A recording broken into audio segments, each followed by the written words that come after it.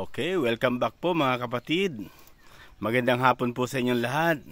Sinaabot ng programa ito kung ano man ang kulturang mayroon po tayo. Kung tanghali, magandang tanghali po. Kung gabi naman po, ay magandang gabi po. Pero dito sa amin ay ang oras ay alas 2 ng hapon.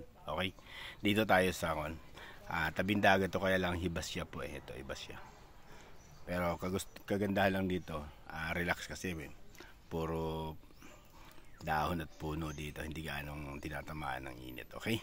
Ang tatalakayan natin mga kapatid ay, by the way nga pala, sa mga hindi pa po nagsusubscribe, subscribe na po kayo. Kung mabigat naman po yung subscription, kahit na yung like na lang po, at comment or share, masama na-appreciate ko na po yun. Sobrang nagpapasalamat na po ako doon sa mga ganong pagkakataon. Salamat po at God bless sa lahat. Ang bibigyan natin ng reaction at opinion ay yung kaganapan doon sa Romualdez Rice.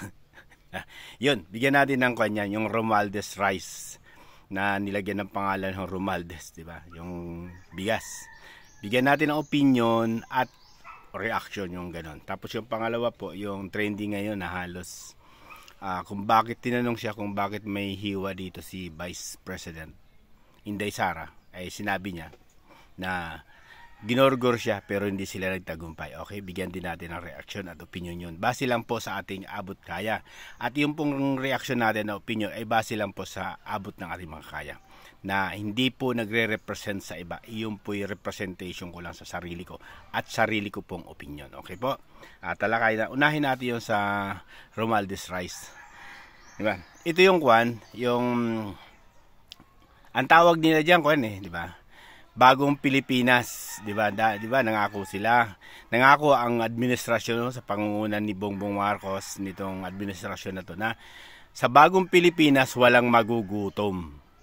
'Di ba? Walang magugutom. Isa sa mga pangako na naman niya yan, bagong pangako niya yan. Bagamat hindi pa natutupad yung kanyang pangako na 20 pesos sa bawat kilo ng bigas, nangako na naman siya sa isang sortes diyan sa parting Davao del Norte, 'di ba, na walang magugutom, 'di ba? Sa bagong Pilipinas walang magugutom. Pero ito yung reaction natin. Yung mga bagay na ipinagkaloob ng mga bigas diyan at nilagyan ng pangalang Romualdez Rice, ito'y galawan ng mga trapo pa talaga to. Ang payo ko dyan sa ating mga ganyan, sa mga Romualdez, siguro maganda po, pati yung balit ng candy, lagyan nyo na rin. Kasi doon kayo yan yung galawan ng mga trapo, trapon-trapo po yan. Na halos lahat, pati tatak doon sa payong, tatak sa candy, lalagyan ng pangalan. Kung po yan, epal po yan. Di ba may batas na ngayon na bawal yung ganyan? Na hindi mo po pera po kasi yan. Ba't kailangan mong lagyan ng pangalan? Yung rice ba? Ang tanong ko po, yung bigas bang binigay nyo dyan? Halos 1 kilo lang ata, 2 kilo bawat isang laman ng kwan dyan. Ang tanong ko po, pera nyo po ba yan? Ba't lalagyan nyo ng pangalan? Di ba may batas na nga po, epal, di ba, na law, na hindi na pwedeng maglagay ng mga pangalan? Pero ginagawa yun. Bakit? Ginagawa nila ngayon kasi nga iyan yung galawang trapo, 'di ba? Yan ba yung gusto nyo, 'di ba? Na bibigyan ng ayuda para para bumango, 'di ba? Yan po kasing kuwan yan. Ito lang masasabi ko po sa kuwan, 'di ba? Naglalabasan na po yung mga ganyang bagay. Sabi nila, 'di ba? Sa bagong Pilipinas walang magugutom. Ngayon naman po, meron version niyan na narinig ko na rin sa ibang vloggers na sa bagong Pilipinas may lumang bigas. Diba? Luma po kasi yung bigas dyan. Ang katuwiran ng NFA, pwede pa raw yung bigas kainin. Ano tingin nyo sa amin? Ano tingin nyo ba sa mga Pilipino na binibigyan yun? Sobrang liit na ng pagtingin nyo sa amin, di ba? Pag kukuha nyo sa amin, sobrang kuha na po, di ba? Kaya pa raw kainin at pwede pa raw yan. Kaya nga, ibinigay po yan. Yan yung tinatawag nyo, di ba? Sa bagong Pilipinas, may lumang bigas. Kita nyo sa picture, di ba? Luma na. Pero ito maganda. Kung talagang pwede pang kainin yan, di pangunahan nyo sa pangunguna ni Bongbong Marcos, sa pangunguna nito ni Tambaloslos, yung asawa ni Tambaloslos, di ba? O di kaya Kilisa. Subukan nyo pa, o kaya Calasandro, yung mga Marcoses. Ihahin nyo po yan sa pamilya nyo, yung bigas na binibigay nyo po sa mga mahihirap. na luma na. Iyahin nyo po kung kaya nyo kainin. Kayo muna, ipakita nyo sa madlang people, ipakita nyo sa buong Pilipinas na kinakain nyo yung ipinamimigay nyong bigas. Diba? Na may pangalang Romualdez Rice. Kayo po kuha naman tayo di ba? Kahit walang kuha niya, ikuha nyo. Ipa-cover nyo sa malalaking ministry media na malalaki. Sa mga, alam nyo kilala mga vloggers. So, pakita nyo na yung bigas na ipinamimigay nyo, kinakain nyo rin. Hindi ba? Pangunahan nyo para maipakita nyo sa Pilipino na yung ibinibigay nyong bigas ay talagang pwede pa. Hindi nililiit nyo yung mga Pilipino di ba? Bigay kayo luma pa. Ganyan ba yung pagmamahal na sinasabi nyo, di ba? Ganyan ba yung pagpapahalaga na sinasabi nyo? Lumang bigas ibibigay nyo? Anong klase naman yan, di ba? Ayun nga, challenge ko po sa inyo. Kayo po ang mangunang kumain. Tambalos-los, Bongbong Marcos, Lisa Marcos. Di ba? Yung mga Marcoses, pakita nyo sa madlang people, di ba? Bigyan nyo, i-dokumentaryo niya yung bigas na pinamimigay ninyo kinakain nyo rin. Para sama-sama tayo kung ganun. Hindi. Lumang bigas ipamimigay nyo, tapos may pangalan pa. Epal talaga no? Talagang kumbaga trapong-trapo yung datingan nyo talaga. Kulang na nga lang yung candy. Lagyan nyo ng pangalan nyo di ba? Kulang na lang yung candy talaga. Di ba? Yung mga biscuit na maliliit, lagyan nyo na rin ng pangalan nyo. May batas na yan, pero dito mo, kung paano lapas tangay ng batas, di ba? Maglalagay ng pangalan. Okay lang siguro kung sariling bulsa mo pinagmulan yan. Mula sa bulsa mo yung pera na yan. Pwede mo lagyan, walang problema yan, pera mo yan Pero kung pera na sambayan ng Pilipino, pera ng Pilipinas, wala kang karapatan maglagay ng pangalan sa ganyan. Kasi hindi mo nga pera yan. Tapos lumang bigas. Sige, kainin mo. Pakita nyo sa amin. Tambalos-los, pakita mo sa amin na kinakain mo. Iahain mo dyan sa mga mahal mo sa buhay. Pakunan mo na yung bigas na pinamimigay mo, ikinakain nyo rin. Hindi. Kinukuha nyo yung mga Pilipino Kahit ganito lang kami mahihirap, wag naman ganon. Alam naman yung lumang bigas na, ba't palalamon mo pa sa mga Pilipino? Nasaan ang pagpapahalaga nyo sa mga Pilipino? Nasaan yung sinasabi nyo maglilingkod ng maayos at matino? Na kung sa bigas lang ipakakain nyo, lumang bigas. Yan. Bagong Pilipinas, may lumang bigas. Diba? Ganyan kalupit kayo. Diba? Kaya, sana, mabigyan nyo ng pagkakataon na ipakita nyo na kayo man ay kumakain nandyan. Yung galing sa NFA na yan. Kayo man ay yan din ang isinusubo nyo sa bibig ng mga mahal nyo sa buhay. Mula sa inyo at sa mga anak nyo. Pakita nyo. Diba? Pakita nyo ang kinakain nyo. Para nandun sama-sama tayo, pakita nyo. Pero hindi nyo naman gagawin yan. Bakit? Lumang bigas nga po yan. Diba? Lumang bigas. Para sa mahihirap. Anong klase naman kayo? Pwede pa daw, sabi ng NFA. Ano ka ba naman, NFA?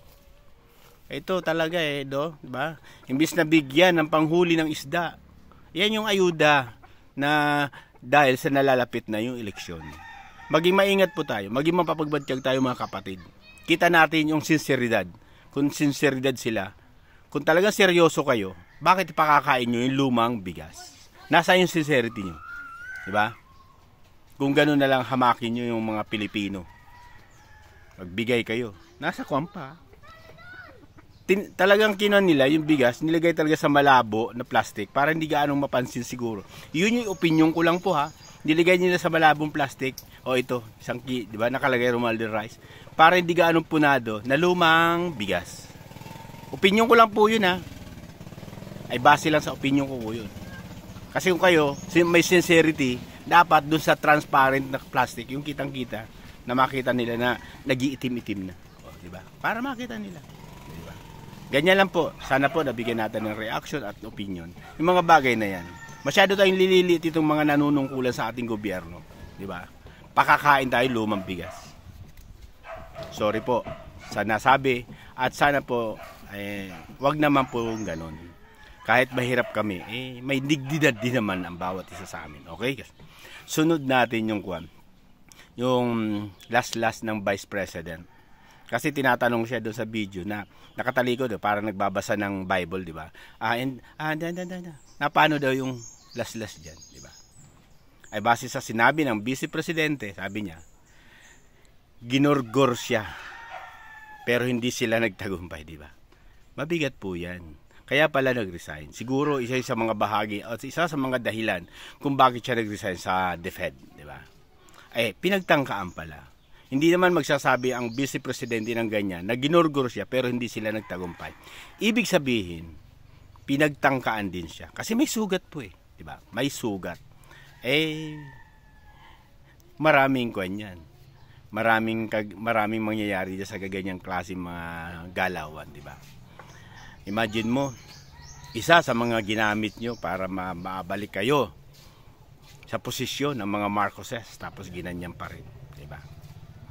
Isa sa pinagkakatiwalaan ng sambayanang Pilipinong ahensya ang DepEd, number 1. Pero ganyan pa rin, di ba? Kung hindi dahil alam naman natin lahat na malaking bagay yung pakakasama ni Inday Sara o Vice President sa team ng Marcos. Dahil niligawan niya ni Bongbong at saka ni Amy para mapapayag lang. Pero ginorgor, di ba? Ginogorgor. Ayan nga, may sugat diyan. Nasaan? Nasaan ang mga utang na loob niyo? Anong klase, di ba? Hindi ko alam kung bakit ganon, pero sa nasabi niya yon, mabigat po yun.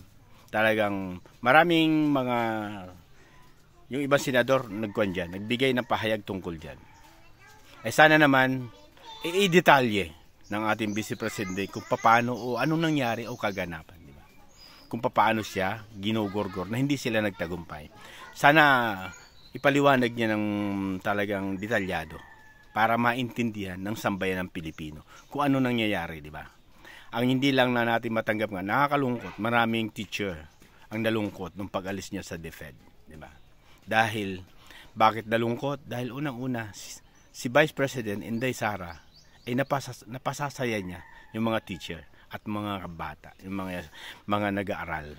Nabibigyan niya ng kaunting kagalakan kapag siya ay nagtatalumpati, nagsasalita. Tapos, wala siyang walang keme-keme kung tawagin. Kapag linapitan mo, ganun katindi. Tapos mayroon siyang mga tinatawag na mga pahapyaw na salita na matatawa ka at magiging masaya ka. Iyon ang ikinalulungkot ng mga teacher, di ba? Yun ang isa sa mga nag-trending nga po yan. Pero ang ipapalit si Franz Castro daw na may kaso ng kidnapping. Nasaan ang justice? Nasaan ang edukasyon na sinasabi nyo na wala daw nagawa ang Inday Sara, tapos kailangan ng palitan. Siya ngayon number 1 sa lahat ng sangay ng ahensya sa gobyernong ito, di ba? Wala rin, di ba? Tapos ang ipapalit, di ba? Kidnapper. Nasangkot, may kaso po dinidinig na po yan. Nagdukot ng mga bata dyan sa Talingungod daw ng mga bata para isama dito sa rally. Di ba kasama si Satur, di ba? Ipapalit mo sa isang Inday Sara sa DepEd na may kaso ng kidnapping. Ang bigat. Saan? Nasaan ang kwan? At ang tanong natin, di ba, dito kay Franz Castro, sa tagal mo na sa Kongreso, anong batas ang nagawa mo para sa mga estudyante? Anong nagawa mo batas para sa mga teacher? Diba? Yun ang tinatanong namin. Pakita nyo po. Tapos kung magsalita ka, diba? Para doon sa kay Inday Sara, wala raw nagawa. Yan si Manuel, diba? Buljak nga siya sa mga teacher Diba? Ganun yung mga tinatawag na demolition job, diba? Tapos yung isa pa, may kung hindi daw si Castro ay si Lenny. Diyos ko po, diba? Hindi ko sa tingnan mo nung tinanong kung ilang island o ilang hindi alam, di ba? Kung may ilang island ang Pilipinas, hindi alam, di ba? Ganyan ba 'yung DepEd? Anong magiging value o anong magiging standard o magandang edukasyon mayroong ibibigay sa mga bata, di ba? Na ultimong ganon, hindi rin alam, di ba? Kaya mahirap 'yan. Ito yung mga dilawan na nung noon kung paano balurahin o pagsalita na hindi maganda yung mga Marcoses, inakusahan ng mga magnanakaw, di ba? Di ba? Diktador, kumurahin niya mula ulo hanggang paa, sagad-sagad. Yan. Sa Laila de Lima, yan na, di ba? Napakinggan naman natin yung video na nilabas ng, di ba? Kung paano kung gaano kalupit daw yung mga Marcos nung senior, nung panahon ng Marcos senior, yung mga ganyan, pagnanakaw, walang katarungan, diktador. Pero ngayon, di ba? Lumalabas tuloy, di ba? Kung ikaw, Lenny Robredo, tatanggapin mo yung mga bagay na yun, parang hinihimod mo na rin yung puwet ni Bongbong Marcos. Para bang yung isunuka mo, kinakain mo ulit, di ba? Alam naman natin, hayag naman sa buong Pilipinas kung papaano nyo, di ba? Sabihan si Bongbong Marcos, yung mga Marcoses, kung ano-ano, di ba? Na halos hindi rin makain, di ba? Pero ngayon, di ba? Kinakain nyo na ulit. Ganyan ba? Ganyan ba yung may prinsipyo, di ba? Ganyan ba yung tinatawag natin na may sariling paninindigan, di ba? Ito, sa La Franz Castro, sa Labrosas, sila La Manuel, di ba? Nagsusunog pa ng EPG yan dati ng Marcos Sr. Kung paano kunin yan, balurain o kung ano nung sinasabi sa administrasyong Marcos noon, di ba? Halos ganyan ang kaganapan niya. Yung mga kasamahan niya halos ganyan. Talagang itinuring ng mga yan ay salot ang Marcoses sa Pilipinas. Totoo yan na nasaksihan natin yan kung paano nila sabihin salot ang Marcos sa Pilipinas. Pero ngayon kita nyo, di ba? Ganyan ba yung masasabi nating may paninindigan? Ganyan ba yung sinasabi mo na yung isinuka mo, kinakain mo ulit, kinakain nyo ulit, di ba? Dahil bakit? Kasi nga, binibigyan kayo ng pabor. Binibigyan kayo na mailuklok o nagkakaroon ng tinatawag na panig ng tambaluslo sa mga congressman na to na nandiyan sa kongreso. Siyempre, alam nyo na, o di ba? May budget yan, o di ba? Kaya yung mga ganyan, pag-isipan natin mga kapatid, tingnan natin, suriin, pag-aralan natin yung mga nakalipas ng mga taong ganito, ang mga asal, tapos ngayon nag-iba. Anong dahilan? Nagtatanong lang po tayo, anong dahilan? Dahil sa kaway, di ba? Sa kalansing, di ba? Nagtatanong na, kalansing na naririnig, di ba? Ganyan, kahit na isinukan na, didilaan o lalamunin pa ulit pabalik. Yan. Sorry sa terminology na nasabi ko, pero yun talaga eh. Dahil isinuka mo na eh. Once na sinuka mo na yan, di ba? Ibig sabihin, talagang yan, malupit na yan. Tapos ibabalik mo sa sarili niyo. Walang pinagkaiba sa aso. Kaya sinabing tuta, di ba? Tuta ka. Tuta kayo. Bakit? Ganun yung aso. Pag sinuka niya, pwede niyang kain. Ganun, kalupit. Kaya sana naman maging maayos po. Sana naman makita nyo kung sino yung mga tao talagang totoong maglilingkod. Nakita nyo yung mga ganitong bigay ng mga ayuda. Diba? Talagang desperado. Ultimo bigas nilagyan ng pangalan. Okay, salamat. God bless. At sana nabigyan natin ng reaksyon at opinion. Tayo nag-opinion lang po at nagre-reaction. Basis doon sa napanood lang natin at nakita. Hindi tayo nasasabihan na gumagawa ng kwento. Bakit? Doon tayo nagre-relay lang. Regarding doon sa napanood natin at nakita at nabasa natin at napanood. Diba? Kaya sa bawat ginagawa natin, hindi tayo nasasabihan na gumagawa ng kwento-kwento. Diba? Kaya salamat at God bless.